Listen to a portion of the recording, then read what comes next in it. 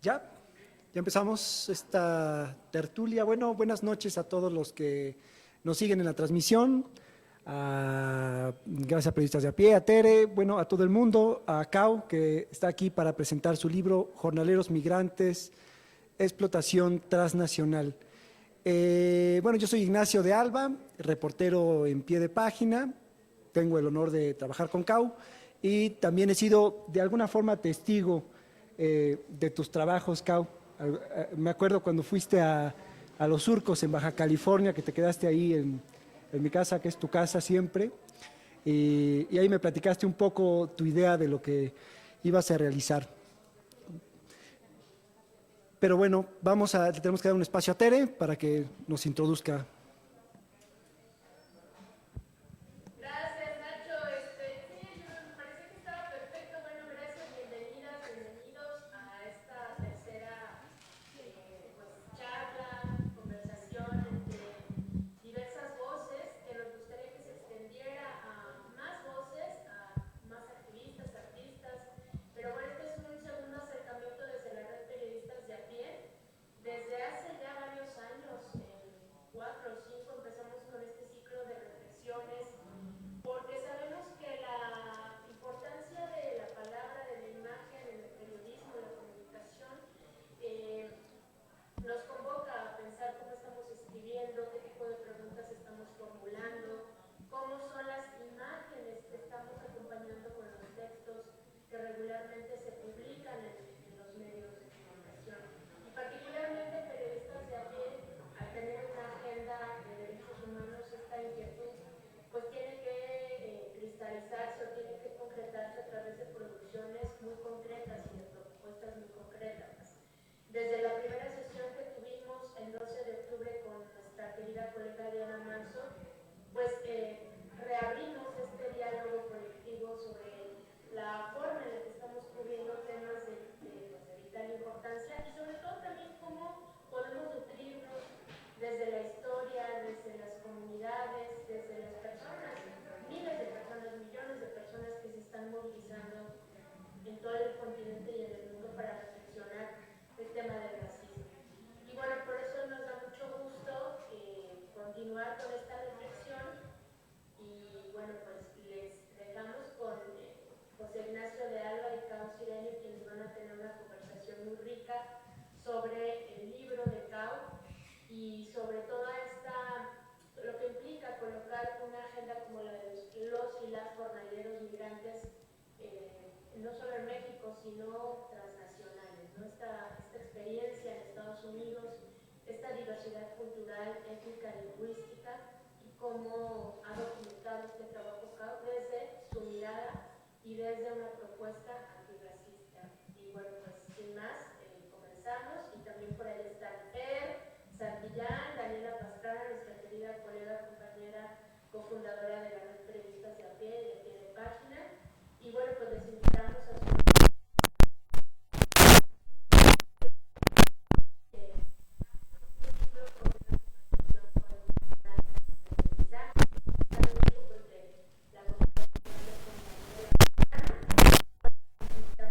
sigan sumando por las redes sociales y a quienes están de manera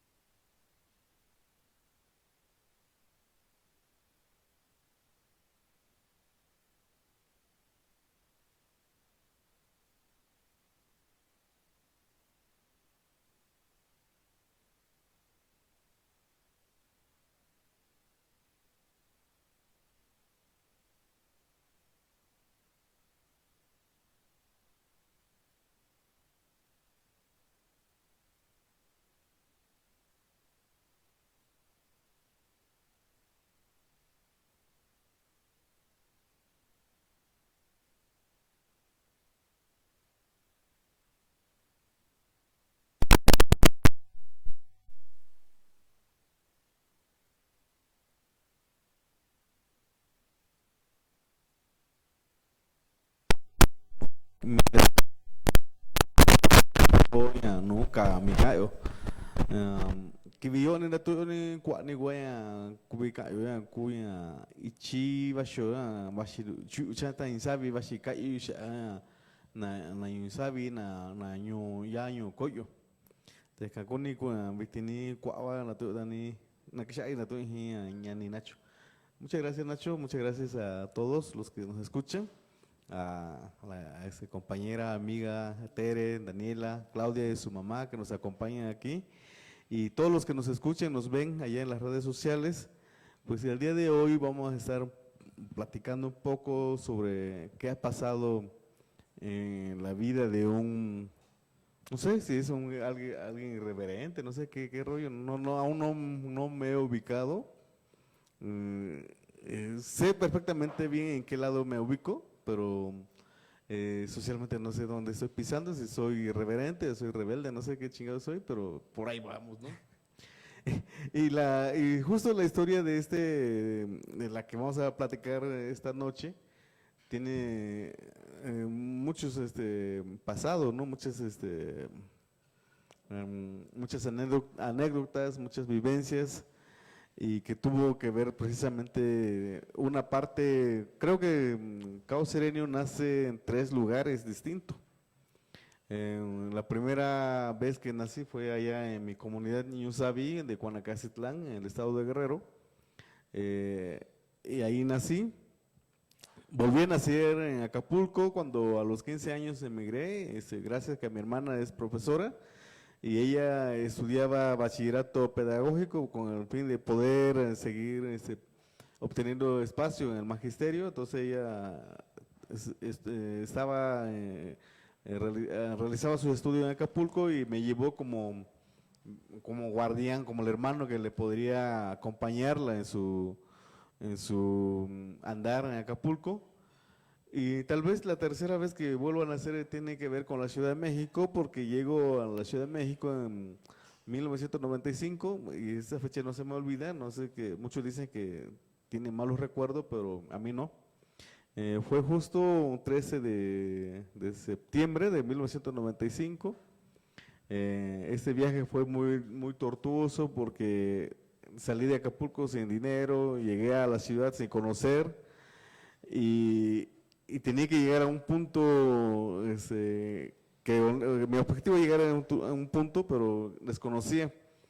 Y esa parte me causa mucha risa y lo repito muchas veces cuando platico con mis paisanos, porque como desconocía lo que es la Ciudad de México, cuando llegaba al metro, sobre todo en Cuatro Caminos o en Tasqueña, veía que había mucha gente saliendo del metro o ingresando. Entonces dije, no, pues ¿qué hay aquí? Hubo una pelea, entonces uno siempre buscando conflicto, ¿qué pasa? ¿Qué podemos encontrar? ¿O qué pasa? Entonces siempre iba a buscar, pero yo aún no me definía como periodista ni sabía qué es esas cosas, ¿no? Veía los titulares de los periódicos, tenía muchos problemas, también mucho conflicto, porque aún no hablaba mucho el español. Mi español ese entonces era muy carente. Tenía mucha confusión y aún lo sigo teniendo, no crean que ya superé esa parte, aún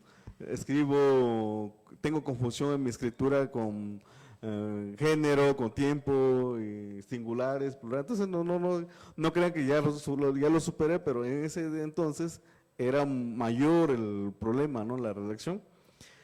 Y entonces no tenía esa relación con la ciudad, pero ahí estaba y trataba de entender lo que es la Ciudad de México.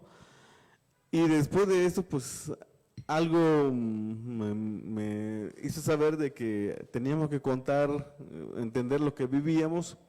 Y justo aquí en la Ciudad de México conozco una organización social en ese entonces que se dedicaba a tomar edificios desocupados después del temblor del 85 y lo ocupaba para entregarlo a los sin casas.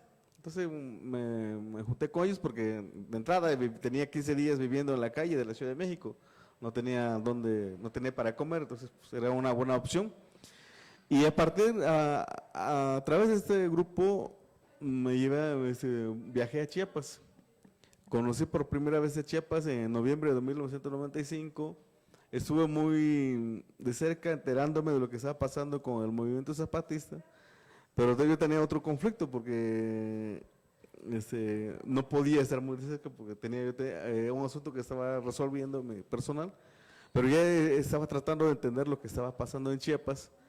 Y regresamos y resolví lo que tenía que resolver y en 2007, 2008 me fui a Guanajuato y a partir de ahí empiezo a estudiar la secundaria abierta porque salí del pueblo sin nada y es ahí donde creo que en Guanajuato tengo la formación y de ahí regreso a la Ciudad de México.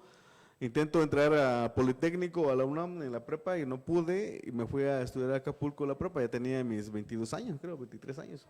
Ya andaba, de por sí tengo problema de que soy lento en el aprendizaje porque aún sigo sin tener título, ¿no? Sigo sin tener ese honor de lo que muchos buscan, desean, es el ser licenciado, yo aún no lo tengo y me siento muy bien que de no tenerlo, pero de esa forma fui tratando de entender y sería hasta en 2000, de ahí me fui a Acapulco y en mi estancia en Acapulco, alguien me encontró y llevaba mi atuendo tradicional de mi comunidad y como que creo que el primer encuentro con esa persona fue como que de racista, de racismo, ¿no? De clasismo, ¿no? Como me vieron con guarache y mi atuendo, y lo primero que me dijeron, ¿y tú hablas español pero con mucho desprecio? Digo, sí, digo, ¿qué se le ofrece? Y empezamos a platicar, ¿gusta un café? Digo, sí, nos fuimos a tomar un café en la costera de Acapulco y la sorpresa de la persona es que pedí un vino, ¿no? Diciendo, pues indio, como se acostumbra a decirle a los indígenas de Acapulco en ese entonces, va a venir y a pedir bebida cara, ¿no? Y vamos, ahí vamos. Pero esta persona me llevó al Sol de Acapulco, me presentó con la directora del Sol de Acapulco, que en ese entonces era Eloína López Canos, que era una mujer muy reconocida en Acapulco y que creo que, si no me equivoco, es la primera mujer que llega a una directiva, a una dirección de un periódico en Guerrero. Entonces, pues llegué y me presentó con ella y la señora lo primero que me dijo, ¿sabes escribir? Le digo, no, no muy bien, pero algo le puedo hacer. Y fue así que empecé a escribir en el Sol de Acapulco como con mis conflictos de la redacción, en la gramática, que no sé, aún no lo resuelvo. Y ahí empezamos a escribir y la primera propuesta es escribir sobre los pueblos y comunidades indígenas. Bueno, yo no tenía ese discurso de que eran pueblos y que eran comunidades, quiénes somos. Para mí esa era mucha pregunta. Entonces, me plantearon que escribiera sobre mi comunidad. Y dije, está bien, escribir sobre la comunidad, pero ¿qué podemos escribir de aquí? Y pues yo estaba muy desesperado, con mucho problema emocional, porque los titulares de ese mismo periódico, El Sol de Acapulco, no pasaba de que los indios se mataron, los indios se colgaron, se violaron, se agarraron a machetazos. Ahora era todo el estigma hacia las comunidades indígenas, el discurso que se manejaba. Yo, a pesar que con mi poco bagaje cultural, entendía perfectamente bien que este discurso que se estaba vendiendo en Acapulco, que se impregnaba en la sociedad, no era un discurso para mi comunidad, que yo tenía que venir ahí, que sé que no es como lo narran, porque había un problema de que los periodistas, creo que si no me equivoco, hasta como en 2005 los periodistas empezaron a entrar a las comunidades indígenas, pero anteriormente se alimentaban de la información de lo que le proporcionaban la gente del Ministerio Público o de trabajadores de salud o los que llegaban a las comunidades, pero ellos no sabían, que los periodistas no saben qué pasa en las comunidades indígenas, sobre todo porque no hablan la lengua, no tienen esa relación. Sí, entonces ese era uno de los problemas que tenemos que ver ahí.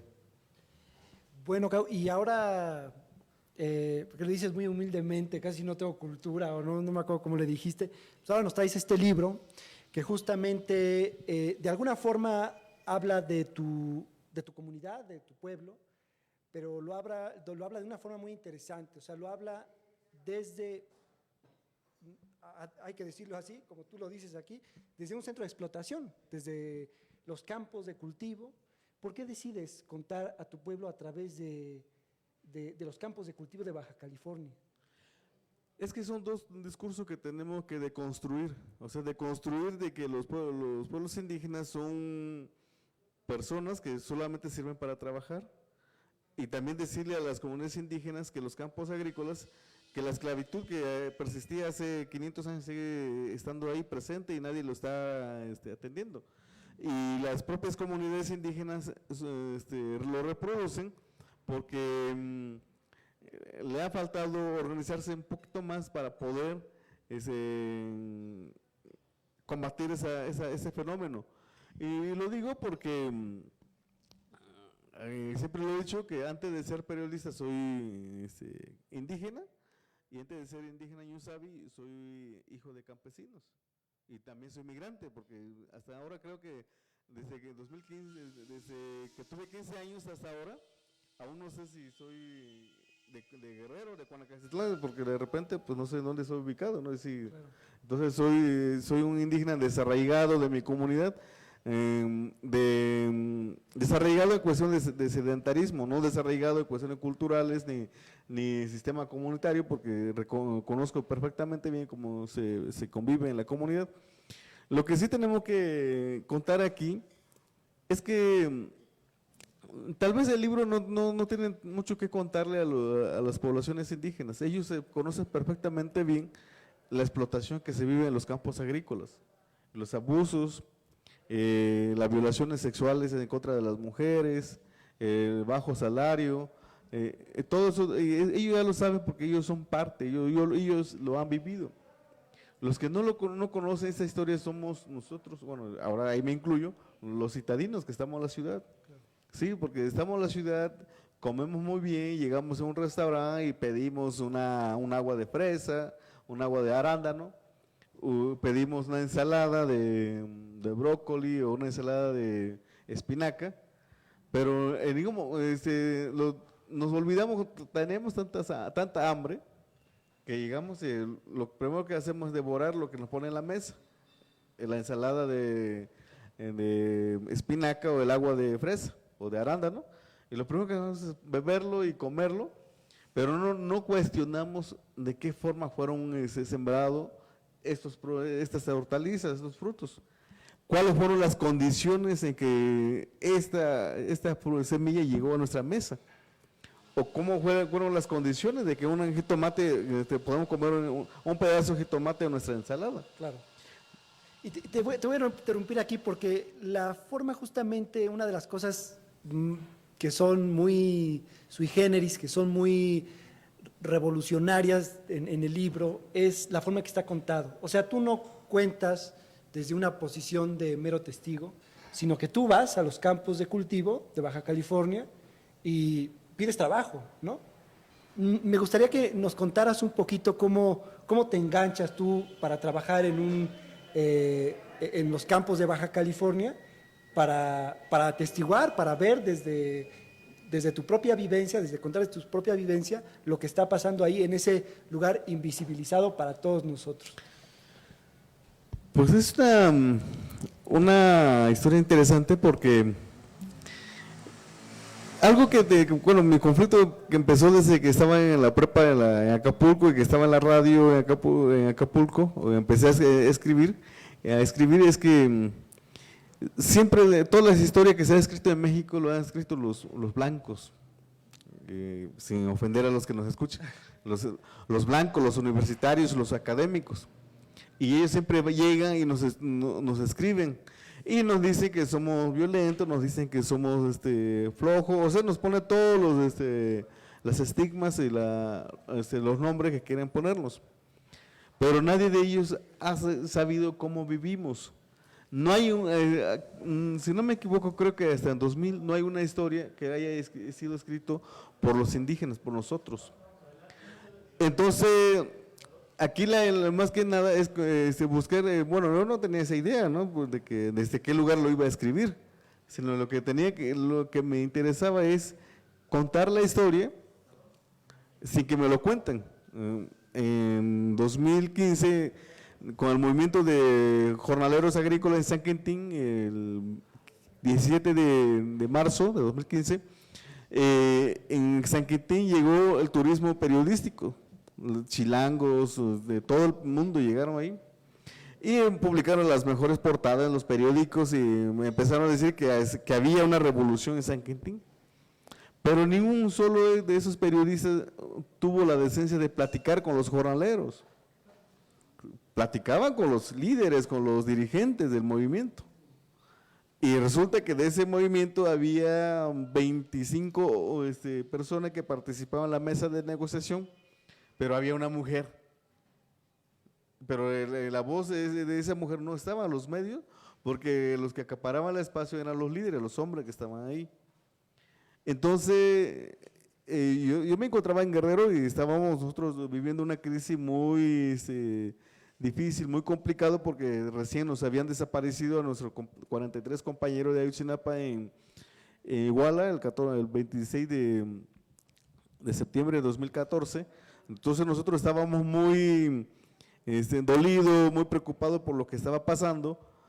Y teníamos la persona buscaba una forma de cómo escapar de ese movimiento que había en Guerrero sobre Ayotzinapa, pero no escaparme, tirar la toalla del periodismo, vámonos a escondernos o regresar a Cuana y sembrar calabacitas, sino que la onda era de escaparse y buscar otra historia. ¿Y cuál era esta otra historia? Pues donde estuvieran la lucha de los pueblos. Y la lucha de los pueblos estaba en San Quintín. Pero igual me pasó, como me pasó en Acapulco, que ver la reproducción periodística, que eran los hombres, que eran los líderes del movimiento, el pueblo, los que estaban atrás, los que pasaban frío, los que se dormían en la carretera, ¿dónde están? Entonces mi propósito era llegar a San Quintín y contar la historia, pero no platicando con los jornaleros, sino que ir a trabajar con ellos y entender qué estaban pasando y ver si uno de esas cosas porque el periodismo siempre me gusta mucho, que es la de cuestionar el discurso, ¿no? Y esa parte, pues a mí, yo estaba como indígena, pero tenía que cuestionar el discurso de víctima de los dirigentes. ¿Y cómo lo tenía que cuestionar? Pues preguntándole a ellos no tendría la respuesta.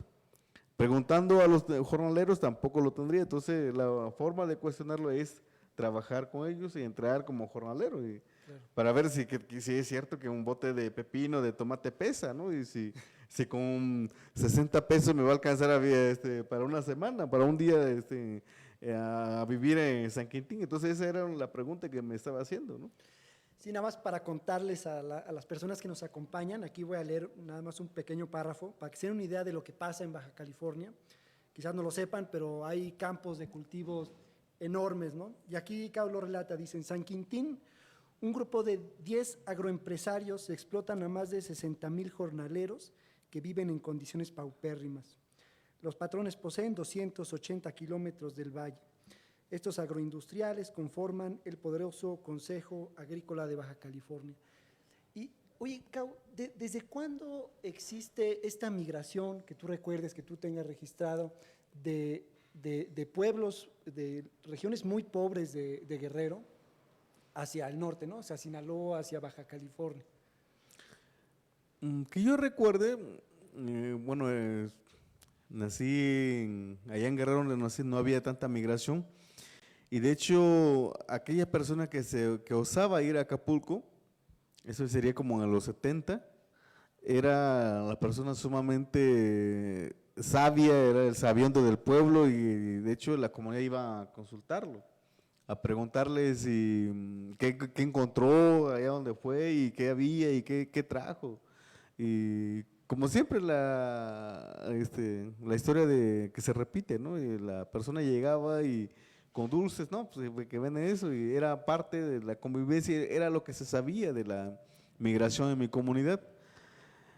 Pero viene un fenómeno de la carencia, empieza de valorar el precio del campo, por ejemplo, en esa zona de San Luis Acatlán, cae el precio de café, cae el precio de maíz, el precio de jamaica, de cacahuate. y se empieza a desbordar una ola de violencia por lo menos lo que es el municipio de San Luis Zacatlán, Malinaltepec, Azoyú, Tlapa, toda esa zona, lo que es costa, montaña, empieza una violencia encarnizada, porque no había condiciones laborales, y no había ingreso y lo que se producía pues no tenía precio.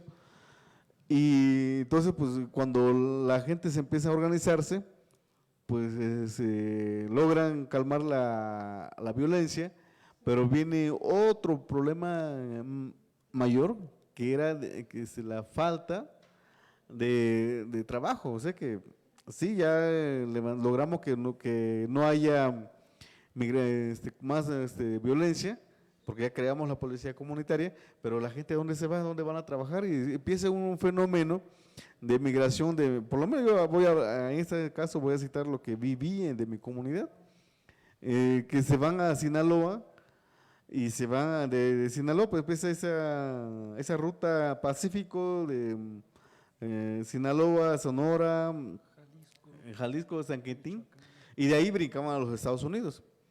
Pero también antes de eso, pues había otro caso que también merece atención, ¿no? Antes de los 90, en mi comunidad, por la falta de oportunidades, pues muchos de los jóvenes, bueno, son dos cosas que hay que entenderlo ahora. En ese entonces, los jóvenes, la mayor oportunidad que tenía un muchacho de 16, 17 años era el ejército mexicano. Era la Marina o era la policía del estado. Ingresaban, pero como no estaban acostumbrados a esos usos y costumbres de las Fuerzas Armadas, pues desertaban a los 3 meses y ya regresaban otra vez, pero ya con una formación de manejo de armas.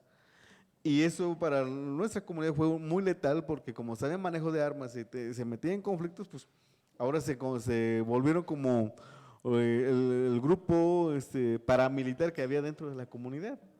Entonces eso generó mucha violencia, y cuando las comunidades logran contener esta violencia, deteniendo a gran parte de ellos, y muchos de ellos también fueron asesinados en ese tiempo, pues lo que sobrevive se van de migrante, y de ahí se empieza la migración, por lo menos en lo que es el municipio de San Luis Zacatlán. De esa forma surge, y estos primeros migrantes se van a esa ruta, Jalisco, bueno, no es por balconear a mis hermanos, pero ellos se fueron a esa ruta, se fueron de Raitero, desde Acapulco hasta Tijuana, que no sé de qué forma sobrevivieron, pero cuando me platican y a veces digo, no, pues no les creo, porque uno que ha viajado a esa zona, pues es sumamente peligroso.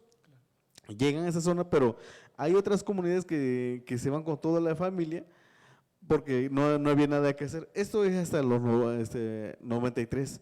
Pero hay algo muy interesante que sucede en ese país, y que es la reforma al artículo segundo 27 constitucional de 1992, que tiene que ver con la dotación de tierra, con el despojo, con el ejido y todo eso.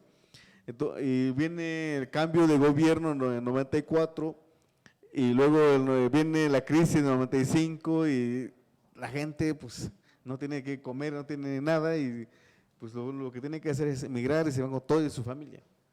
Y dicen, pues, y muchos de los campesinos, pues que, bueno, eso todavía lo platico mucho en mi comunidad, muchos de ellos deciden irse al campo porque no pueden llegar a la ciudad, no hablan español, no tienen la costumbre de la ciudad, y lo único que tienen que hacer es llegar al campo, ¿no? Y no importara la forma como los tratan, lo que importa es que tienen un espacio donde vivir y que les paguen poco, aunque ellos aún no asimilan que si tienen derecho laboral, que si tienen derechos humanos, que si tienen derecho a la salud, si lo que le importa es sobrevivir y al día, ¿no?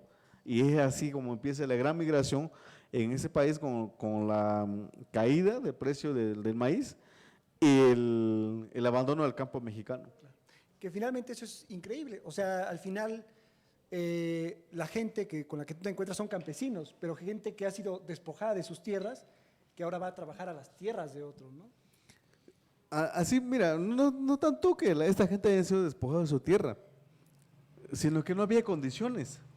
Ese, yo todavía recuerdo y ahora que si me pregunta, oye, si vuelves a tu comunidad como campesino, ¿qué sembraría? Y yo lo que menos sembraría y que tendría que, sería un castigo para que yo lo haga, sería el cacahuate. Porque el cacahuate es un trabajo inmensamente pesado para lo que le pagaban al kilo en ese entonces. A mí todavía me tocó que cosechamos 2 toneladas de cacahuate que nos llevamos más de 600 horas para cultivarlo. Para el dinero que nos dieron, que le dieron a mi mamá, que no nos alcanzó ni siquiera para pagar los peones. Entonces, con esta caída de precio, con este país, nadie sobrevive. Entonces, lo que tiene que hacer es buscar alternativas y esas alternativas pues lo encuentra otro campo, pero no te das cuenta que en ese lugar donde llegues para que te explote. Y además que no, los trabajadores que se emplean ya en los campos del norte, ¿no? De Michoacán, Sinaloa, Sonora, Baja California y en Estados Unidos, que ya nos contarás también esa parte porque también allá trabajaste, no es una tarea reservada para los hombres, o sea, es una tarea a la que acuden niños, ¿no? Jóvenes, mujeres, todos participan, ¿no? Así es que mira, yo desde niño, desde mi familia, empecé, tenía 6 años cuando yo llevaba la comida a los trabajadores, a los peones, y era un primer inicio de trabajo en el campo. Que los papás, los hermanos están trabajando, pues hay que llevarle la comida. Y bueno, pues ya llevarse la comida, pues ya tienes la tarea que tienes que limpiar una milpa, o tienes que sembrar esto, o que tienes que llevar el agua. Y de esa forma vas entrando al campo, porque en las comunidades indígenas o en las comunidades rurales, el campo es una escuela. No es donde te van a decir, aquí vamos a hacer eso, no, es una escuela que no te van a entregar un título universitario, pero un campesino creo que tendrá más experiencia que un agrónomo, porque nace desde abajo, desde ahí va creciendo. Entonces, es por eso que cuando la familia se va con toda la familia a los campos agrícolas, pues los niños y los papás trabajan, claro, cada quien tiene su tarea, ¿no? Los papás con lo más pesado, en lo más complejo, y los niños pues vienen atrás empujando y entre todos sacan la tarea. Y eso también me tocó porque después creo que en 97, justo después del huracán Paulina que afectó a Acapulco, yo me fui a Guerrero en busca quería regresar a mi comunidad, pero dije, no, pues volver aquí como que no creo que pueda sobrevivir. Entonces me fui a un campo agrícola, un platanal de la Costa Grande de Guerrero, donde siembran plátano, que es como si fuera el Tabasco, ¿no? Ahí se llama Tecpan de Galeana. El lugar, la población se llama Tenexpa. Y llegué ahí porque todos los de mi comunidad llegaban al corte de plátano. Entonces, llegar a Tenexpa y no encontrar a alguien de Cuana es como si no hubiera ido a ese lugar. Entonces, fui al corte de plátano y ahí veía que, bueno, ahí ya los papás no estaban con los hijos pequeños porque era el papá que llevaba a los hijos. Y entre el papá y los hijos sacaban la tarea y todo lo que se ganaba en esa tarea pues era el dinero para la familia. Entonces, de esa forma se trabajaba y ya cuando en los campos agrícolas, pues va la familia, van los hijos y los más pequeños pues están en el corte de chile, de tomate, ¿no? Porque es que cada quien tiene su propia habilidad. Por ejemplo, los adultos no podríamos cortar ejote o chile, porque eso es mucha manualidad. Y la estatura y la manualidad, pues a mediodía o a 2, 3 horas nos cansaríamos y no podríamos sacar el surco, ¿no? Pero los niños lo hacen muy, muy rápido. Claro. Y las mujeres también tienen su propia tarea, entonces, por eso le digo que el campo es una escuela, no es cosa de pasajera, ¿no? Claro. Ya nada más para dejar San Quintín, Baja California, y aproximarnos a otro estado, quisiera leer este párrafo que me gustó, que habla mucho, que explica mucho la explotación en los campos. Dice, de vuelta a la colonia Lázaro Cárdenas, unos muchachos bajan a comprar cervezas. La mayoría se gasta todo su dinero en esa parada. Regresan a dormir, tan pobres como salieron de sus casas por la mañana. Y bueno, ahora vamos a mi estado, a Guanajuato. Hay una selección que me gustaría que quizás en algún punto abundaras mucho más, de los lugares a los que tú fuiste a trabajar. En Guanajuato, Cau fue a pedir trabajo como jornalero a la tierra de Vicente Fox, ¿no? Al rancho Fox, a San Cristóbal, ¿no? Entonces me gustaría que nos contaras un poquito cuál fue tu experiencia ahí trabajando y qué viste. Compártenos un poquito. Es que algo muy interesante que pasa en este rollo de periodismo, que un día estaban platicando con Tere Juárez, que si es periodismo de inmersión o si es periodismo gonzo, no sé qué otro nombre le pueden poner. Y le digo, pues yo la persona no la encuentro, si es gonzo de inmersión o Walra o no sé qué es. Lo único que sé es que hay un periodismo clasista. Ajá, y hay una visión de racismo de tanto el lado patronal como el periodismo, porque estoy seguro, casi seguro que si tú llegas al rancho de tu paisano Vicente Fox no te dan trabajo. Es la verdad, y eso a mí creo que el sabor de este libro es que lo cuento con esa facilidad de que como el patronal, por verme chaparrito, bueno, no por autodevaluarme, ¿no? Pero mi estatura, mi color y luego siempre procuro hablar mi español de cuarto grado de primaria. Con ellos, pues, entonces dicen, no, pues es que es bienvenido, ¿no? Y es ahí donde ellos, tal vez, no se dan cuenta que tiene alguien que está contando su historia, que sabe, está viendo, que ve lo que están haciendo, ¿no? Y entonces, llegar a San Cristóbal me causó mucha risa porque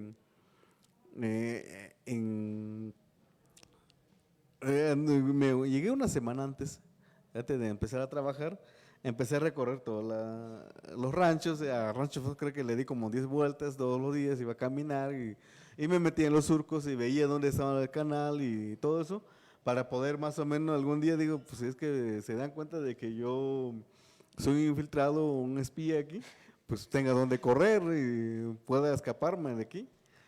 Y así andaba pero creo que los caseros se daban cuenta de que alguien sospechoso vivía ahí en esa casa porque le dije que iba a trabajar, pero aún no empezaba a trabajar y salía, y yo casi siempre salía limpio. Pero no sé si tú, Nacho, estés de acuerdo conmigo, pero muchas veces se dice que en el periodismo existen las suertes y las oportunidades. Y eso a mí me pasó porque justo a un lado de donde yo vivía un muchacho, un agrónomo, que estaba trabajando sobre la hidroponía dentro del Rancho Fox. Y él me empezó a contar cómo estaban los lugares, las divisiones, hacia dónde hay que caminar, con qué persona hay que recurrir y quiénes son los que están allá adentro. Y fue así que cuando llegué, pues, bueno, llegué buscando al señor Ismael, no, bueno, vengo a buscar trabajo. Y por la forma como me ve, pues se le hace fácil, ¿no? ¿Y qué sabes? Digo, yo en Guerrero siembro esto y esto, ¿no? Y no hubo muchas complicaciones, pero ya cuando empezamos a trabajar, pues ahí me di cuenta de que yo no estoy hecho para cortar brócoli, no estoy hecho para cortar brócoli y tampoco estoy hecho para tanta jornada, ¿no? Pero bueno, pues ahí le sacamos el surco y como pudimos y creo que es el lugar donde más vi que los jornaleros se fumaban su toque de marihuana. No lo vi en San Quintín a ese tamaño, a ese grado como lo vi en San Cristóbal. Y es que cortar brócoli si corté un pepino que es muy pesado o tomate que es muy pesado porque un bote de tomate pesa 20 kilos. Y andar corriendo con 20 kilos de tomate, pues muy pesado, ¿no? Pero cortar brócoli, que no es cargar, sino que es mover la mano y la cintura, a mí yo no lo aguantaba, ¿no? Entonces veía que mis compañeros de repente se iban por allá y ahora de su churro, ¿no? Y no lo estoy diciendo para denunciarlos, es decirle de que cómo nosotros comemos brócoli en nuestra ensalada y a veces lo tiramos porque no nos gusta el sabor, pero no sabemos el esfuerzo de un jornalero por cortar un brócoli y lo que tienen que hacer para sobrevivir y trabajar. Y me sorprendió mucho porque en el Rancho Los Pinos, que es un rancho sumamente, según presumía cuando yo estaba en Baja California, que el Rancho Los Pinos era primer lugar o segundo lugar en el mundo en el manejo de tecnología. Pero pero era el primer lugar en manejo de tecnología, pero no tenían tanta tecnología para control de trabajadores. O sea, pues sí había mucho control de que te vigilaban y andaban detrás y veían qué hacías. Pero no había tanto control como el Rancho Fox, que te tenían un aparatejo ahí y que para tu hora de entrada tenían que huellar. Y entonces a mí me causó mucha risa porque yo dejé el Rancho Fox justo cuando me dice, mañana te vas a pagar, pero tienes que pasar a firmar tu contrato y huellar para que ya puedas quedarte. Digital además, ¿no? Digital. Entonces dije, no, pues nos vemos y adiós el salario de la semana porque yo no voy a quedar aquí. Oye, Caro, nada más para tener una idea, ¿como cuánto gana un jornalero en Baja California, en el rancho de Fox? Pues cuando yo estaba bueno, es que tiene que ver con tiempo, ¿no? Temporada, no varía. Estaban ganando alrededor de 180 y 200 pesos, tanto en Rancho Fox como en Baja California. En Baja California, después del movimiento de 2015, la demanda de los jornaleros era de un salario de 300 pesos diario, la tarea incrementar, no recuerdo cuál es el costo, y el Consejo Coordinador de Agrícola, que cito ahí en el libro, logró negociar con los trabajadores de que les iba a pagar, creo que 150 pesos, porque les estaba pagando 120, les iba a aumentar a 30 pesos más. Pero también a mí siempre me toca la mala suerte porque llego al momento cuando incrementan el trabajo. Y cuando se acuerda la minuta, fue como el 15 de abril y yo empecé a trabajar el 20 de abril. Y ya me tocó, antes de que yo llegara, la jornada tenía que ser de 45 botes de pepino y 30 botes de tomate. Esa era la jornada, que a partir de 30 botes de jitomate o tomate, te iban a pagar $1 por cada bote que cortaras. Entonces, cuando yo llego, pues ya no eran 30, sino que eran 45, ya le subieron 15 más. Y ya no era tampoco 45 botes de pepino, sino que ya era 60. O sea, sí te dijeron, sí, te vamos a aumentar, pero también te aumentamos la tarea, el trabajo.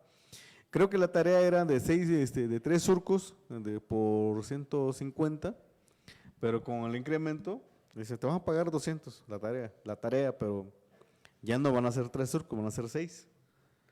Y en caso de Rancho Fox no había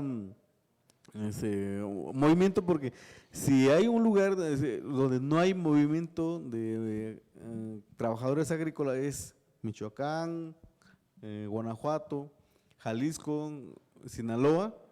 Son los estados con donde los empresarios agrícolas viven impunemente y que el Estado no lo están observando, no lo están supervisando, ni están preguntando cómo están trabajando y cuáles son las condiciones que tienen sus trabajadores.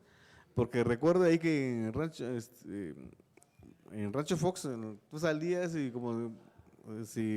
y eso me recordó mucho mi infancia, ¿no? Que cuando iba a la milpa, pues a la mediodía salíamos y cortábamos leña y hacíamos fogata y calentábamos las tortillas. Y eso pasaba en Rancho Fox. Estábamos en pleno primavera, era creo finales de abril cuando estaba en Rancho Fox. Mientras en San Quintín sí había un poco de condiciones, había una malla sombra, había unas mesitas donde los trabajadores podían sentarse a comer, había una toma de agua para lavarse de las manos, un baño portátil, donde hacer sus necesidades, aunque la hora que le permitían que es de comida, que es una hora, pues se reducía a 30 minutos. Pero había una condición de higiene un poquito más que comparado con Rancho Fox, que con Sinaloa, con otros estados, ¿no?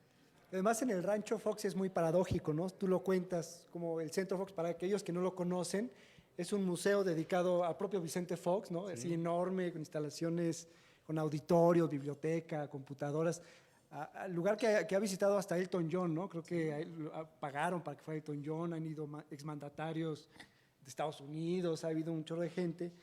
Y tú cuentas aquí cómo es muy paradójico, a unos metros de ahí, y Cao escribe, dice, a la orilla de uno de los canales de riego que dividen el Centro Fox de los campos de brócoli, nos sentamos bajo la sombra de los mezquites para almorzar.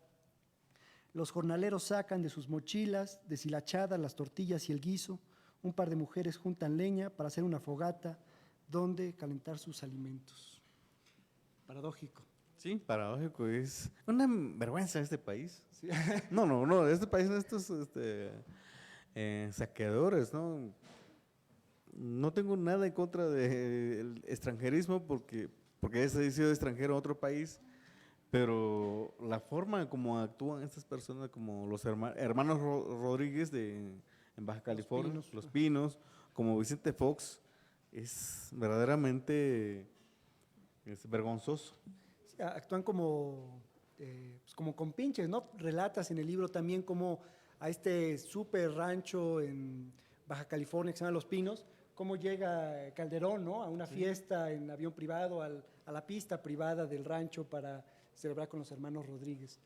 Oiga, una cosa que te quería preguntar, en los campos que tú visitaste, ¿la mayoría de los jornaleros son indígenas? Fíjate que hay ese asunto. No todos, por ejemplo, hay una comunidad bastante interesante, hay una diversidad. Por ejemplo, en Los Pinos hay indígenas de los estados del sur, como Guerrero, Oaxaca, pero también hay jornaleros que son de Michoacán, de Sinaloa y Jalisco. Pero ahí, si uno se pone a pensar y empieza a cuestionar porque quiere vivir cuestionando las cosas que ve, pues te das cuenta de que a partir de ahí, de ese centro de trabajo, yo le llamo el campo de concentración, lo de Rancho Los Pinos, de que cómo los jornaleros de los estados de Guerrero y Oaxaca viven en unas condiciones paupérrimas y cómo los jornaleros, los trabajadores de Michoacán, Jalisco y Sinaloa viven en unas condiciones de gloria, que te espantas porque de repente ves que no puedes pasar de ese lado porque aquí vives, tú no puedes pasar porque no tienes derecho. Los baños que tú tienes pues son los que se te asignó. Pero si te atreves y avanzas y ves los baños donde están están las casitas de los michoacanos, de los jaliscienses o de los sinolenses, te das cuenta que no tienen nada que ver con los espacios donde viven los indígenas. Claro. Hay una discriminación, una racialización encabronada en ese espacio. Ya. Me gusta porque te he hecho preguntas y tú luego me hablas de que la gente se organiza y tal, y justo a ese punto quería llegar, porque también lo relatas en el libro, o sea, no solo relatas la explotación en los campos de cultivo, sino cómo se organizan los jornaleros, cómo se forman sindicatos. Platícanos un poquito la experiencia que a ti te tocó vivir en Baja California y también en Estados Unidos. Mira, el movimiento de San Quintín no surgió por los derechos laborales en los campos agrícolas. Y creo que en el libro, debo confesarlo, me he quedado corto porque me faltó agregar esa parte. El movimiento de los jornaleros surge por el agua, porque el agua que beben los trabajadores, que se bebe todo desde Ensenada, desde el Maneadero hasta el Rosarito, es agua completamente salada, es el agua del mar, no lo puedes ingerir, te bañas y te puede echar 2 botes de champú en la cabeza y no se hace espuma. Ustedes ya estuvieron ahí, tú estuviste, Daniela estuvieron, saben cómo es la calidad del agua en San Quintín. Entonces, el movimiento creo que, si no me equivoco, surge en octubre de 2014. Venía organizando, los trabajadores se organizaron y empezaron a empujar de que se le dotara mejor el agua y todo eso. Y llegó el momento de que no lograron concretar la lucha por el agua, entonces dijeron, pues tenemos que salir adelante. Y venía también la lucha por mejores condiciones laborales, porque venía la mejor temporada en San Quintín, que es el corte de fresa. Venía en la corte de fresa y todo el mundo tenía que cortar fresa y era la economía más fuerte de San Quintín. Si no te equivocas, lamento decirte que no es tu estado que ocupa el primer lugar en la fresa. Irapuato, ¿no? No, eso es una leyenda, eso, pasó de años, muchos años. En San Quintín creo que ocupa el segundo lugar en fresa. Detrás de San Quintín, no sé si me equivoque, pero está entre Michoacán y Jalisco. Ajá, entonces, Guanajuato ocupa como el lugar séptimo, algo así, en la fresa. Entonces, San Quintín estaba esperando la mejor temporada de la fresa. Entonces dijeron los trabajadores, pues tenemos que irnos sobre esto. Y la única organización que estaba ahí en San Quintín se llamaba Alianza de Organizaciones Nacional, Estatal y Municipal por los Derechos Laborales. Era el único grupo que había que no tenía reconocimiento, que no tenía así como algo así muy institucional, sino que se reunía cuando podía, y entonces dijeron, pues vamos como alianza y toman la carretera. Y después de que toma la carretera en 2015, el 17 de marzo, viene el debate, viene los encuentros, la negociación, y el movimiento se traslada a la Ciudad de México. Y aquí en la Ciudad de México el movimiento se divide porque el señor Miguel Ángel Mancera divide el movimiento. No sé con qué fin, pues, porque a pesar que Baja California era el panista, el gobernante, y era perredista, pero fue el artífice de dividir el movimiento de jornaleros agrícolas en Baja California, fue Miguel Ángel Mancera, que le entregó recursos a un grupo y generó suspicacia. Yo no estoy seguro que si le entregó o no, pero generó suspicacia desde la forma como los recibieron del aeropuerto de la Ciudad de México al hotel y al Senado. Ahí donde se empezó la suspicacia, y cuando esta comisión que venía representando un movimiento muy digno, regresó dividido. Cuando me tocó estar en una reunión del 22 de abril, en una escuela ahí en la colonia de Vicente Guerrero, en San Quintín, percibí esa primera división, ese primer desencuentro, ¿no? Que alguien, ahora que es un líder que hace 3 años se postuló para ser diputado por Morena, iba en primer lugar por la vía plurinominal, pero como Morena obtuvo todos los espacios, ya no pudo entrar. Pero él se levantó y dice, es que yo traje eso y que a mí me lo dieron, que era un rollo que no tenía por qué estar justificando, y a partir de ahí empezaron así como que en cascada la división, que fue lo que terminó con la represión el 9 de mayo en 2015, cuando hubo alrededor de 70 heridos, más de 30 detenidos que fueron rapados y llevados al Senado. Fue una represión brutal, pero que se construyó, que se preparó desde la Ciudad de México con Mancera. Órale, qué interesante. Oye, ¿y platícanos un poquito, cómo es que te vas a Estados Unidos? Porque también trabajas en California, en Washington. Me voy a Estados Unidos. Es que ese andar, cuando reporté lo de Rancho Fog, Los Pinos, había un activista que ahora ya falleció. Me invitó a dar una plática en la Universidad de Long Beach sobre la situación del campo agrícola. Me mandan la invitación, hago trámite de mi visa y llega el momento, el día que tenía que estar en California, no puedo estar porque el gobierno gringo no me entregó la visa, así que no me puedo ir a la plática. Y ya me entregan la visa y digo, pues ahora qué hago con esta visa, pues de algo tiene que ser, pues, pagué para que me lo dieran. Y es así cuando decido viajar a Estados Unidos, que le pedí permiso acá a la directora de Pie de Página, Daniela Pastrana, porque ya había mucha relación también con Pie de Página y ya no me mandaba solo, ¿no?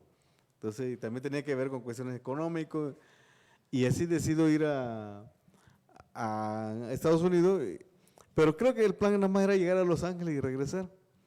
Pero cuando llego a Los Ángeles, me empiezan a hablar, no, pues que en tal lugar hay un grupo de jornaleros que están trabajando y que platicar con ellos, porque ellos, estos activistas de Los Ángeles ya conocen un poco de mi trabajo en San Quintín. Entonces dicen, no, pues están los de Valle Central de California, que están estos de Santa María y que hay que platicar con ellos. Y justo yo me preparaba para ir a Bakersfield, que es el Valle Central donde está, y la verdad, yo lo confieso, ¿no? Ahí tenía bastante ganas, deseo de estar en ese lugar porque todos los que trabajan en esa zona son de mi comunidad. Entonces dije, no, pues voy a llegar a ese lugar, voy a hacer un trabajo con ellos y ya con eso cierro mi ciclo de Estados Unidos. Y estaba esperando ir a Bakersfield cuando me hablan las compañeras y ahí lo relato en la crónica. Me dice, oye, hay una actividad que en Washington, en Olympia, y que va a haber un juicio popular y van a enjuiciar a estas empresas, a Sakuma Farms, que no sé qué tanto, y son mixtecos, son asabe y son tus paisanos. Y le digo, pero ¿cómo me voy? Pues no tengo dinero. Y ya nos arreglamos y me fui. Y así fue cuando me fui al estado de Washington, que fue una peripecia porque ahí entendí lo que es viajar como indocumentado. No había, siempre tuve esa necesidad de reportear cómo viajan los indocumentados de México a Estados Unidos. Y siempre quise hasta hacerla, buscar dinero prestado para hacer ese texto, pero nunca lo pude porque no tenía forma, ¿no? Y cuando llego a Los Ángeles me voy con los coyotes, viajo con los coyotes de Los Ángeles a Washington, me doy cuenta de la situación más precaria en que viajan los inmigrantes indocumentados y la situación de acoso y de amenaza en que viven. Bueno, llego a Washington, ya no llego al evento a la que iba, pero empiezo a trabajar y trabajé como una semana en la poda de Blueberry, arándano, y estaba justo en pleno verano. Imagínate lo que es trabajar en verano en el norte de Washington, en la colindancia entre Canadá, donde es caminar sobre aguahielo, es un frío. Y hay un texto que tengo todavía pendiente porque el personaje con que yo platiqué, que yo entrevisté en ese viaje, me desautorizó publicar la historia. Pero esa persona perdió la plantilla de pie porque se les congeló en los campos agrícolas. Y se le congeló y ya no pudo caminar y cuando alguien lo llevó al hospital, pues ya iba muy mal y que él iban a amputar las dos piernas. Cuando le dije, no tuvo intérprete, no tuvo las condiciones para poder acceder a una salud plena, entonces lo que hizo fue tirarse de la cama y salirse de rodilla de ahí, pero no, porque no quería que le amputaran los pies. Finalmente sí le amputaron, pero no era como se pensaba, ¿no? Porque se le congelaron los pies y perdió la plantilla de los pies. No tengo ese texto, no, porque él desautorizó que lo escribiera, ¿no? Pero me encuentro con esa parte y es muy triste verlo porque viví de hecho en su casa y platiqué muchas veces con él y fui a trabajar en el rancho donde él trabajó y ahí me di cuenta de que, bueno, no me di cuenta, sino que ahí confirmé de lo que siempre habíamos platicado de la explotación irracional que hay en los campos agrícolas de los Estados Unidos. Y me encontré con otras organizaciones, con Community, que también se le conoce como C2C, ¿no? Que hace una comunidad que trabaja con los indocumentados y que los acompaña en todo el proceso, que es Community, que estuvieron acompañando a este compa para que no se le amputaran los pies y se le diera los trato que esperaba. Después de ahí y empecé a conocer un poquito más sobre ellos y la lucha que había empujado Community, y resulta que Rosalinda Guillén, que también cito en mi libro, había sido activista, que había trabajado con el primer candidato afro en Estados Unidos, de Jensen, no me equivoco. Ella había sido coordinadora de campaña de Jensen en el estado de Washington. Y después de esa campaña, pues se unió a la campaña de César Chávez en Valles Centrales de California. Entonces ella conoció todo ese teje y maneje de la lucha de los campesinos en California, pero no tan solo ahí, sino que iba hacia Oregon, hacia Washington, y que habían organizado los campesinos, a los jornaleros cortadores de manzana. Entonces dije, no, pues aquí hay una gran historia que hay que contar, y ahí fue que contamos cómo Familias Unidas, que es Community and Community, lo único que hizo fue apoyar a este movimiento de jornaleros agrícolas, que tiene algo muy peculiar, porque no sé si me equivoque, pero se hablaba en Estados Unidos que es el primer sindicato de jornaleros agrícolas conformado netamente por trabajadores, por indocumentados mexicanos. Eso es lo que me llamó bastante atención, porque dicen, pues, bueno, pues en Estados Unidos las leyes no te permiten que tú te organices, y cómo es posible que haya un sindicato de esa naturaleza. Y ellos, justo este sindicato logró un contrato colectivo con Driscoll, que es la empresa fresera con que los jornaleros de San Quintín han estado peleando muchos años en San Quintín. Y entonces pues ya llegamos y construimos y escribimos esa historia, y creo que de esa historia es la que más me gusta. Bueno, tengo la de Immokalee, la de Arkansas, pero la de Washington me gusta mucho por la forma de cómo se construyó. Claro. Una cosa que se me olvidó decir es que buena parte de la cosecha, tanto en el campo de Fox como en Baja California, son productos que van a Estados Unidos, ¿no? Para el consumo que tienen allá de alimentos, ¿no? Sí, y creo que el año que yo más hice periodismo de investigación, más de campo, fue en 2018. Y ya en 2019 regresé, estuve 6 meses y ya no ya no pude visitar mucho los campos agrícolas porque tenía mucho conflicto por cuestiones económicas, pero me enfoqué mucho a los restaurantes, y trabajé como lavaplatos en varios restaurantes, y ahí veían, le digo, ¿cómo es posible que en México no veamos una caja que llegue con un logotipo de Los Pinos? Y ahí en San Francisco, en Stockton y en Sacramento, son los lugares donde yo estuve trabajando en restaurantes, veía que llegaban empaques de pepino, tomate, con el logotipo de Los Pinos.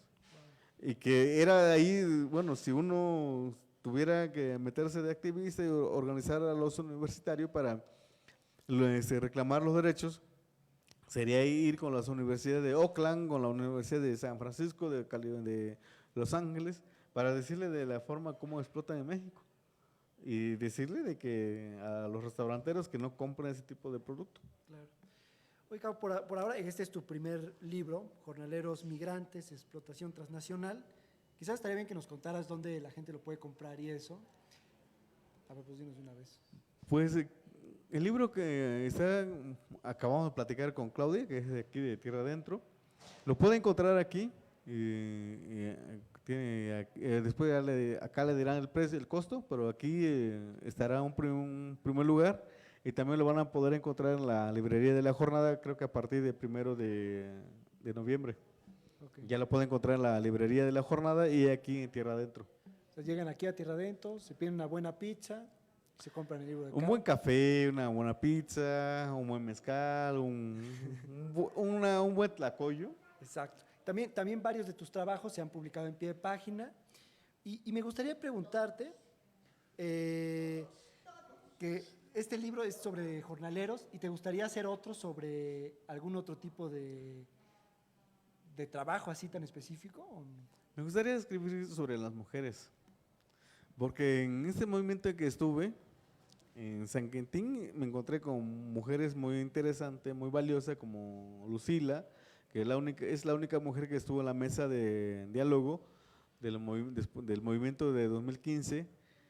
En Baja California, en Los Ángeles, me encontré con Odilia Romero, una mujer zapoteca de Oaxaca que está muy metida en el tema de derechos laborales, derecho lingüístico, que ha logrado organizar gran parte de los trabajadores, de intérpretes, más bien dicho, en California. Pero también en California está Oralia Maceda, que está trabajando con los campesinos.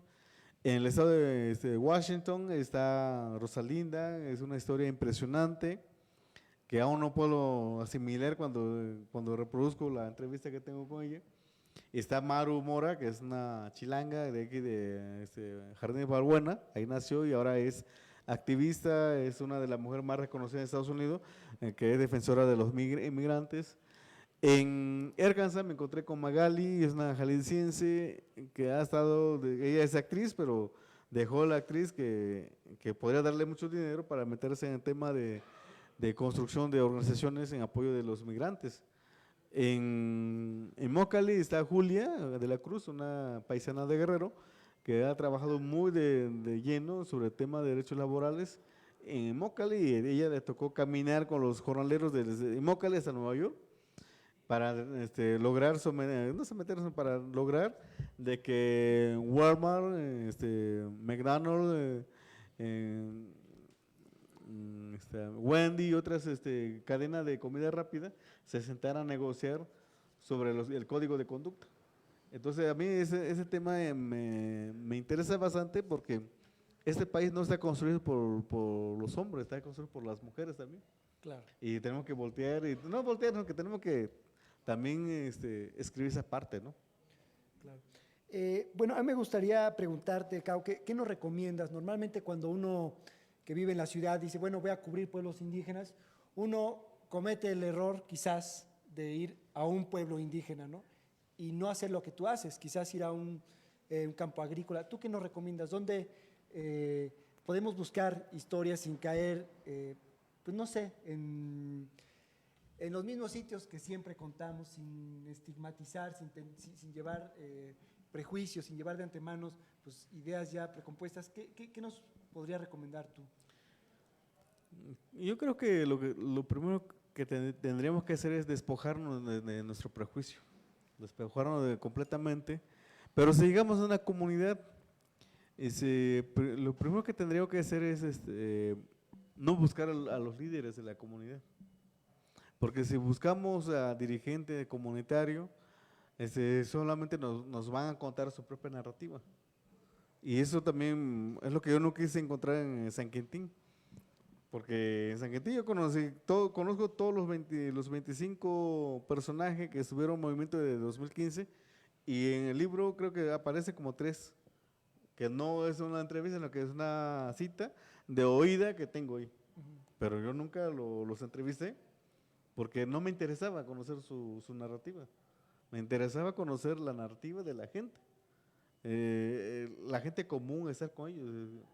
Tal vez si te vas a mi pueblo, tal vez vas a querer llegar y preguntarme a mí, pero si quieres conocer de mi pueblo, pues te recomiendo que vayas aunque la señora que hace un comal o que hace una olla, no sepa contestar lo que tú quieres decir, pero va a intentar contestar la pregunta, y con la forma que tú valores tu trabajo es más que necesario.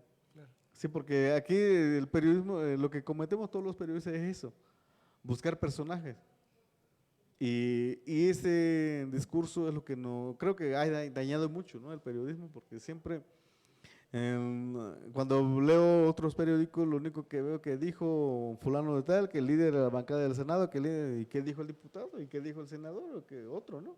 Porque el Senado no solo está el líder parlamentario, no está el coordinador de los partidos políticos, sino que también están los senadores. Claro. ¿Sí? Bueno, aquí me están reclamando que estoy acaparando las preguntas, así que vamos a dar espacio ahora sí al público. Aquí me han mandado un par, te voy a echar la primera. Dice, ¿podría decirse que en esos lugares existe un cacicazgo o un tipo de hacienda semejante a los tiempos de la Revolución Mexicana? Creo que la geografía se trasladó o se dobló, no sé qué pasó ahí. Pero si tú lees a John Carner Turner, te das cuenta que la explotación que hay, bueno, ubica Valles Nacional con Guanajuato y ubica Yucatán con Baja California, así, de ese tamaño. Claro. Ese libro tú me lo regalaste. Sí, y hace poquito lo leí, me acordé mucho de ti. Fíjate que hay una cosa que tú escribes te tocaba a ti, pero otra vez voy a acaparar. En el libro pones aquí a quién perteneció el rancho de Fox y es muy paradójico, como muchas veces parece que no pasa tanto el tiempo, ¿no? Que las cosas no cambian demasiado. Dice Cao, el lugar perteneció en 1614 al marqués de Guadalcázar, quien fue virrey de la Nueva España. Hoy es propiedad del expresidente Vicente Fox y su familia. Pues así. Bueno, y aquí tengo otra pregunta que nos han mandado. No me han puesto aquí quiénes las mandan, que me gustaría también pues agradecer a quienes nos han mandado sus preguntas. Pero bueno, aquí va. Dice, cuando los señores dueños de esos ranchos se enteran de la denuncia hecha en el libro, y ahora sí va la pregunta, ¿no teme por su vida o podría ser el detonante para que se mejoren las condiciones de vida de nuestros hermanos jornaleros? Esa parte soy muy pesimista, porque este reportaje, si no me equivoco, se publicó en 2015. Y en 2015 hasta ahora no he visto que alguien ha levantado la voz para decir que se está construyendo una red para apoyar a los campesinos, a los jornaleros. Sí hubo un cambio en el gobierno, pero no es necesario para cambiar lo que está pasando en los campos agrícolas.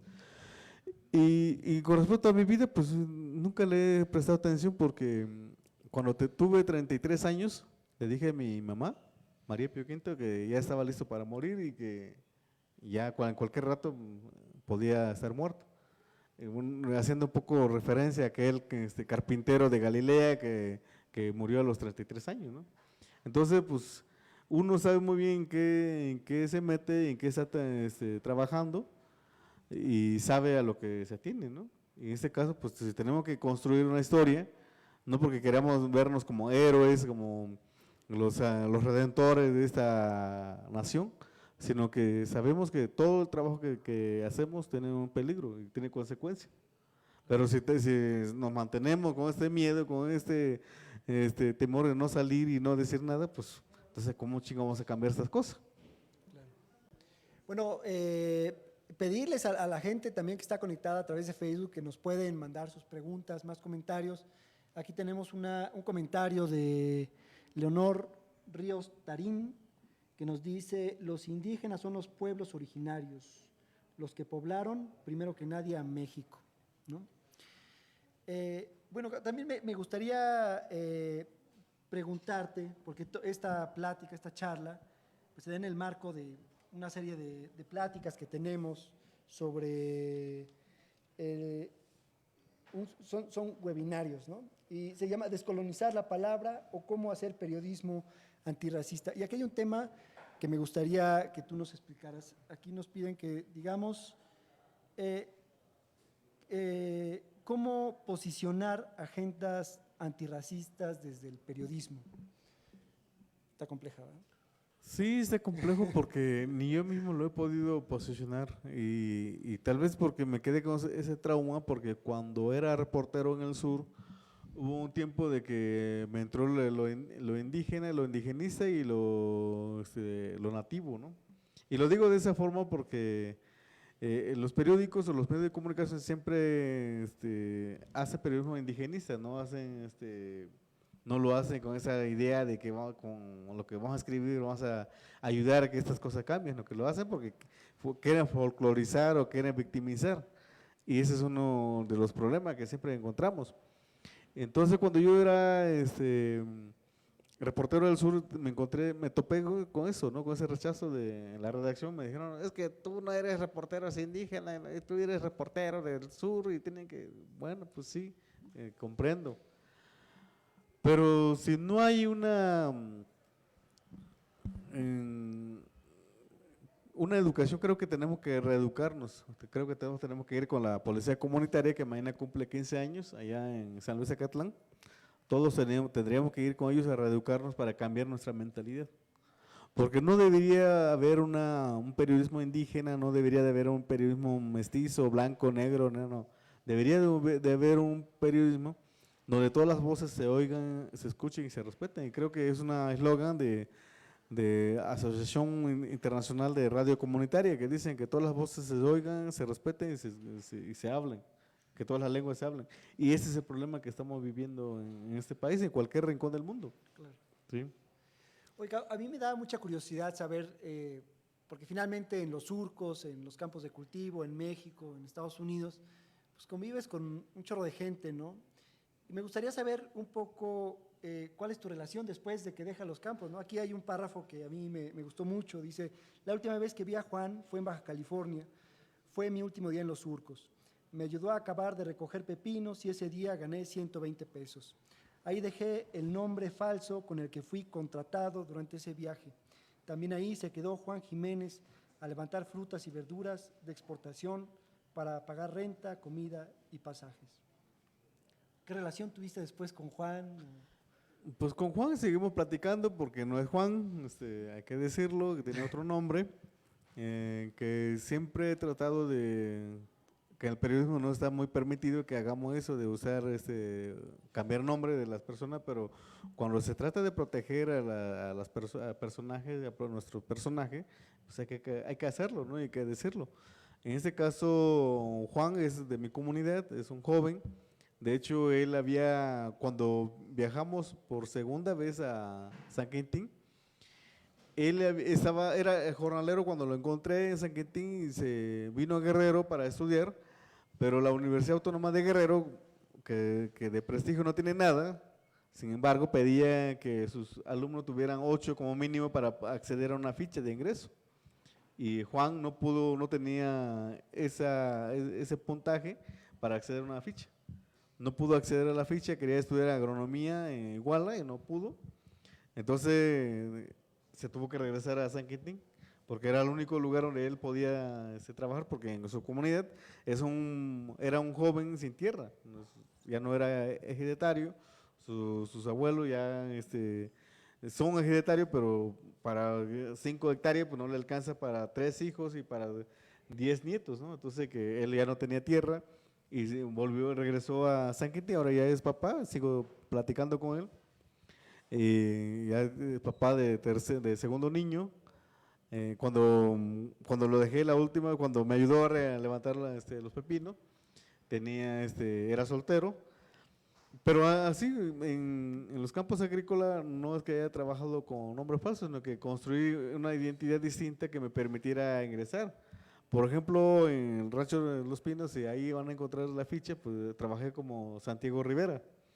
Y en el Rancho Fox trabajé como Antonio Solano, así que con ese nombre para que de esa forma para poder acceder, porque es difícil acceder con tu identidad y es por eso que Rancho Fox decido abandonarlo cuando me piden huella dactilar, ¿no? Porque yo eso no lo podía hacer.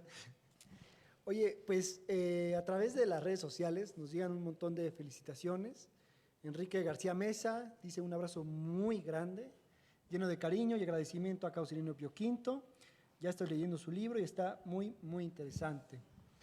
También Isabel Ortiz, felicidades a Cau y mi respeto a tu gran labor periodística, y ahora está dentro de mi agenda la cobertura de este tema tan importante y que muy pocas personas lo han trabajado como tú. Sí, les pedimos que nos sigan mandando preguntas, comentarios a través de las redes sociales de Periodistas de pie de página. Aquí les estaremos dando voz. Y me gustaría preguntarte, Cau, también otra pregunta que nos acaban de mandar. ¿Cómo ha sido la relación con los editores? Ufole, creo Aquí está tu que jefa, ¿eh? sí, eso es lo más complicado porque, mira, lo bueno es que lo dije desde un principio. Yo sigo teniendo problema sigo con esa confusión de que si tengo que poner las, los o el, la o en género, porque, y no es justificación, lo que es que a nosotros nosotros en nuestra lengua hablamos de otra forma. Y hablar en español, que es una lengua que nos impusieron, pues siempre nos cuesta mucho trabajo. Que hayamos leído mucho, que hayamos intentado de escribir, pues nunca, creo que siempre he cuestionado esa parte porque de repente veo a mis paisanos que dicen, es que yo ya no hablo de Tunsabi. Digo, no, pues qué pena que ya no lo hable porque yo tengo tantos años en la ciudad y aún me cuesta mucho trabajo hablar español. Y si me cuesta trabajo hablarlo, me cuesta mucho trabajo escribirlo. Entonces, ahí están las jefas, las editoras, que muchas veces pues creo que ya quisieran, hay una frase de Henry Mankell que dice, que escribe sobre una novela negra que se llama La falsa pista, cuando habla de periodismo, que el editor dice, agárrate tu texto, cómetelo en pedazos y todo eso. Porque este texto no merece más que salirse como mierda, con ese cicto, ¿no? Con ese lenguaje. Y yo no me imagino de cuál es la referencia que hace Mankell ahí, si es que está mal escrita, mal contada o con menor rigor periodístico, pero creo que mi texto siempre tiene esa problemática de que tiene muchos problemas en la redacción. Claro. ¿Sí? Oye, también hay una parte en tu libro que quizás a mí me hubiera gustado que abordaras mucho más, y son los jornaleros viejos, ¿no? ¿Qué pasa cuando la gente ya no sirve como fuerza de trabajo, ¿no? Cuando la gente ya ni siquiera tiene, o que nunca tuvo seguridad social. ¿Qué pasa con los jornaleros viejos? Un poco lo retratas, pero cuéntanos qué has visto tú, Cabo. Pues son trabajadores desechables que se quedan. En México no lo vi tanto porque hay un poquito más de acompañamiento hacia las personas en la familia. En México no hay tanto individualismo que los hijos deciden mandar a los papás a los asilos. En México, pues si el papá ya no puede, ya trabaja, pues ya cuando los hijos ven que ya no puede trabajar, pues ya lo apoyan, ya lo acompañan, ya no lo dejan trabajar tanto. Pero en Estados Unidos, donde yo sentí ese dolor de ver a las personas que encontré como 3 jornaleros así, que perdieron la movilidad de los brazos, porque tuvieron trombosis al momento de estar en la cadena de corte de pollo en Tyson, en Cargill, en Simon, ahí en el valle noroeste de Arkansas, que tú lo ves llegar y no sabes si llorar, gritar, o sea que te genera tantas preguntas por la forma de cómo termina. Y no hay, como son trabajadores indocumentados que no generaron derecho, que no tienen forma de acreditar que que trabajaron ahí, pues simplemente se quedan en la nada. Y en México lo único que puede resolver esa parte es el acompañamiento de la familia, porque del Estado yo lo dudo. Cuando en 2015 estábamos en San Quintín, cuando mucho el 5% de los jornaleros tenían seguro social, el 5% de 60,000. Entonces, ¿en qué situación están los demás? Claro. ¿En qué otras, tú retratas muy bien a la gente de las comunidades marginadas de Guerrero que va a los campos? ¿Qué otros trabajos se encuentran en México y en Estados Unidos? En México, si nos ponemos a hacer una revisión del trabajo, por ejemplo, creo que ahí un cierto día publiqué un texto en pie de página, una columna, que no recuerdo si se llamaba Discriminar o Regresar. No recuerdo cómo se llama el texto, le debo el título. Y ahí justo retrato sobre la situación de los migrantes indígenas. No, no tiene que ver con los de Guerrero ni de Oaxaca, sino que tiene que ver justo con los migrantes rurales sobre todo. Y no tampoco tiene que ver con sus condiciones de indígena. Tiene que ver con sus condiciones de pobreza y sus condiciones de relaciones con la ciudad. Em, todos los campesinos o los migrantes rurales o indígenas llegan a la ciudad y lo primero que hacen, el único lugar donde se insertan es en la construcción. La construcción. En la construcción, y las mujeres en la casa, y por eso tenemos cientos de historia y creo que hay ahora una asociación de mujeres trabajadoras domésticas, porque allá en Acapulco me tocó ver, platicando una vez con mi mamá, que ella fue trabajadora doméstica cierto tiempo, nos contaba de que cómo era la explotación hacia las mujeres domésticas, la violación que viven, sexual que viven en la casa donde trabajaban, y cuando no accedían a ser violadas, las acusaban y muchas de esas mujeres terminaban en la cárcel porque se robaron las alhajas de las patronas, de las caseras. Pero esa es la historia que siempre termina y también si vamos a los campos encontramos a los campesinos y si no me equivoco que al decirlo, pero un 75% de las personas que están en la cárcel que son indígenas tienen que ver con que les sembraron la droga y que son trabajadores que estuvieron en los campos agrícolas. Claro. Bueno, aquí hay una persona que le vamos a dar la palabra. Santa Cruz, si nos escuchas, puedes participar con nosotros. Adelante, Santa Cruz.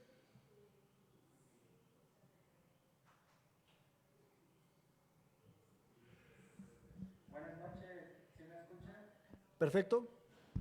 Muy bien, mi nombre es Santa Cruz Hernández Nabor, yo soy docente de un colegio de bachilleres de un plantel por cooperación, precisamente aquí en el pueblo natal de este gran periodista, Cao Cireño Piotinto. Y mi pregunta va en relación a este libro que acaba de dar a conocer.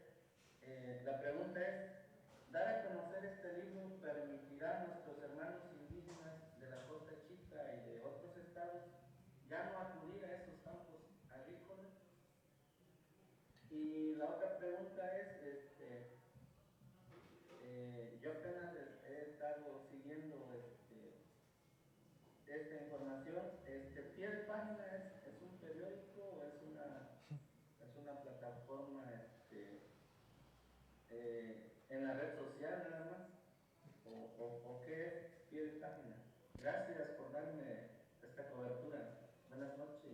Buenas noches, Santa Cruz. Bueno, Cau, ¿quieres responder tú primero? Ah, sí, bueno, contesto lo primero y tú contestas sobre qué es pie de página. Porque creo que como que pie de página genera mucho escollo al interior de la República. Bueno, gracias al profesor Santa Cruz, es docente de mi comunidad. Creo que hemos platicado muy pocas veces sobre el tema migratorio, sobre campos agrícolas. Creo que no hemos profundizado. Pero el tema de migración, y lo digo, creo que él como docente tiene muy claro cómo es la problemática de la comunidad. Y hasta este momento yo tengo mi análisis de la comunidad, que es que ahí es donde tenemos que partir. Es una comunidad que eminentemente migrante. Si no me equivoco, el 40% de la población se encuentra en los Estados Unidos, otros estamos regados en la Ciudad de México, en Jalisco, en otros estados del país, y creo que un 15 o 20% de estos jornaleros que están en San Quintín, en Sinaloa, Sonora, Jalisco y Michoacán, son de mi comunidad. Y tan es así que esta migración ha generado cierto cambio social en la comunidad, que para bien o para mal, pero ha generado ese cambio.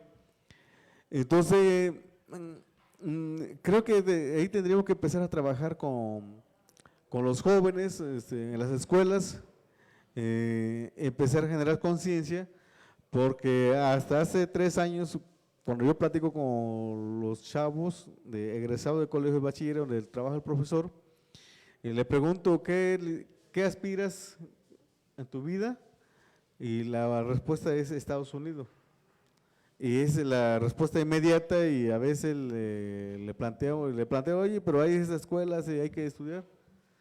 Y luego piensan, no, es que no hay dinero, y le digo, bueno, pues los migrantes, tus papás, tus tíos que se fueron hace 20 años, están allá y el pueblo no ha cambiado y la pobreza sigue igual.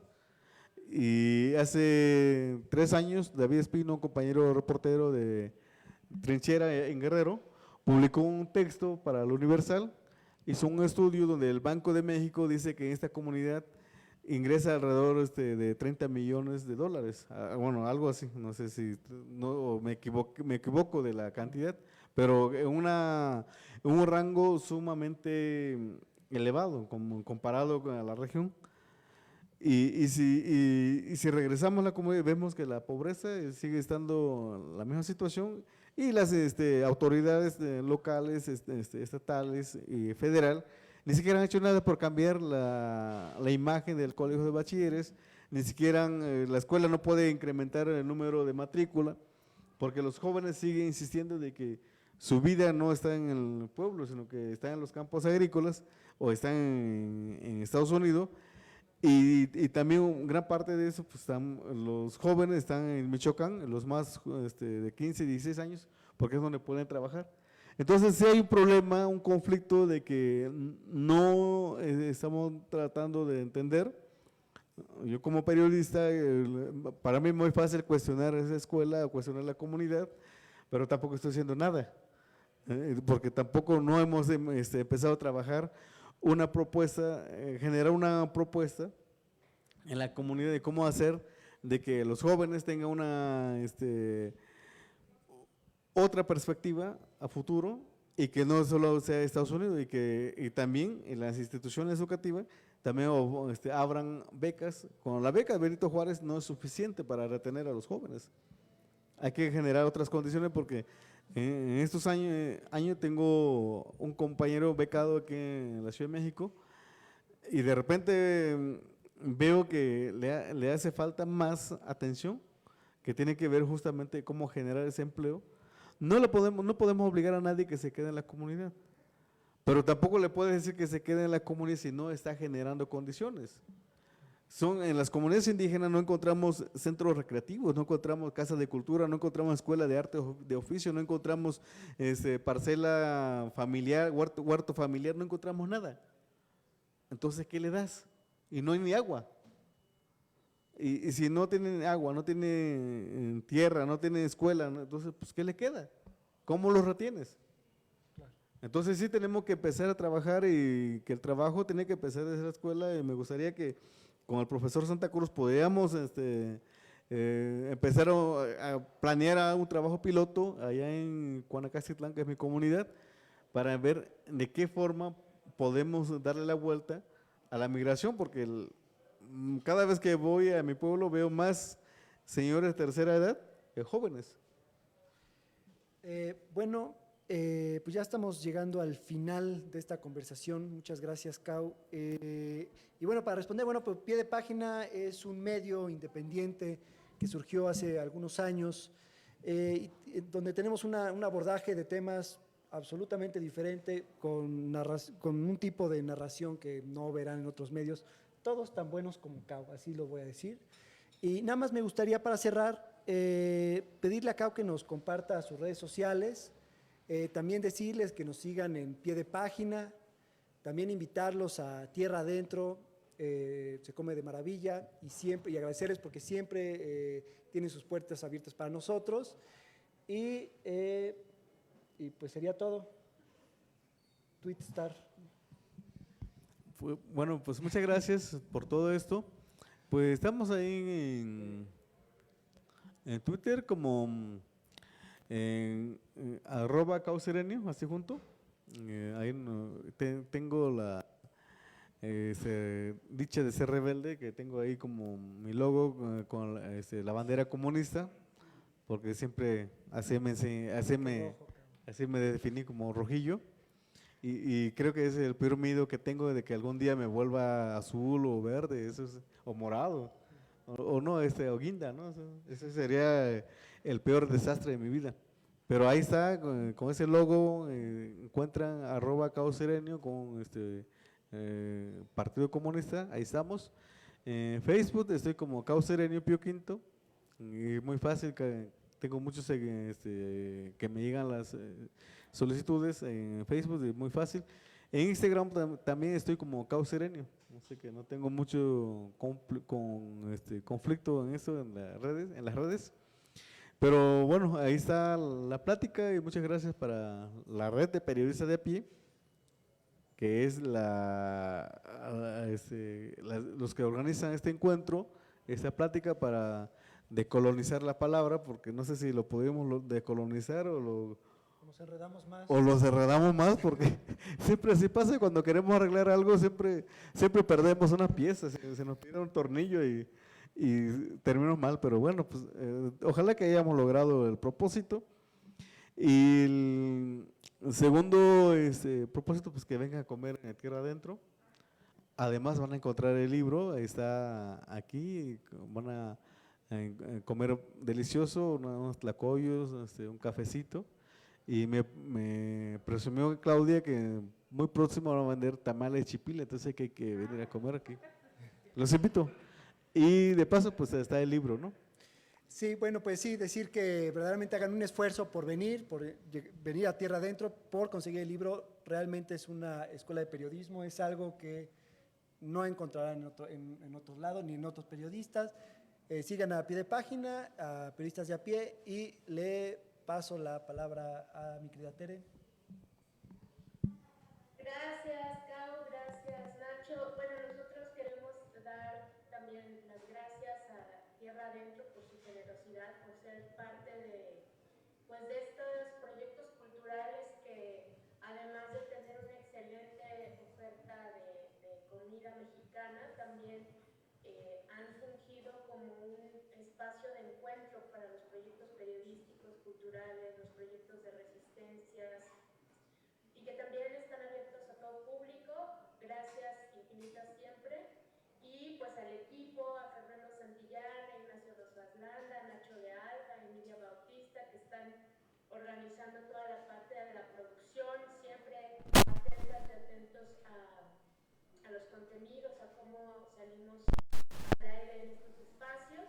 Y por supuesto les invitamos a seguir reflexionando, y como bien dice Cao y Nacho, pues nos van a seguir surgiendo dudas, cuestionamientos, incomodidades, porque es parte de esta reflexión, pues ya de siglos, que en el siglo XXI se está concretando en productos muy concretos, como decimos acá. Bueno, lo dice nuestra querida compañera amiga Daniela Pastrana, mientras seguimos avanzando, agregamos la rueda, le ponemos un tornillo y seguimos avanzando, porque esta incomodidad nos ha de llevar también a proponer nuevas formas de contar la historia de México, nuevas formas de contar nuestra propia historia personal. Ayer hablaba una profesora colombiana de las genealogías, de cómo estas grandes historias oficiales, la construcción de estos mapas, de estos relatos de los museos, de alguna manera arrasaron con los relatos de muchas comunidades y los borraron. El papel del periodismo es reflexionar sobre la palabra, sobre la imagen y sobre cómo estamos transmitiendo mensajes que quizá han sido racistas de manera deliberada o en otros momentos no, pero justamente lo que queremos es repensarnos y cuestionarnos, y pues a partir de estas dudas proponer, dialogar y construir mensajes distintos. Y para ello, este martes 19 de octubre, de 11 de la mañana a 1 de la tarde, les esperamos con mucho gusto en este encuentro virtual. Vamos a dialogar con Yasnaya Aguilar y, bueno, poder a Daniela Pastrana.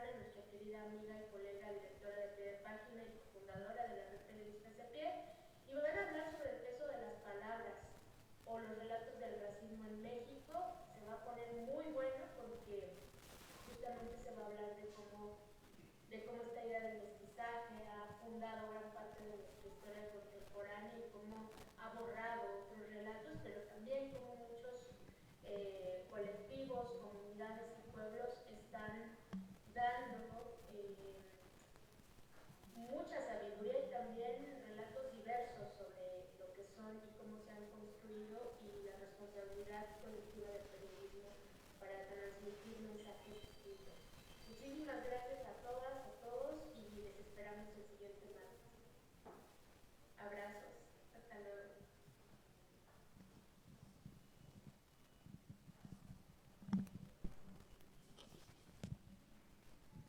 Lean.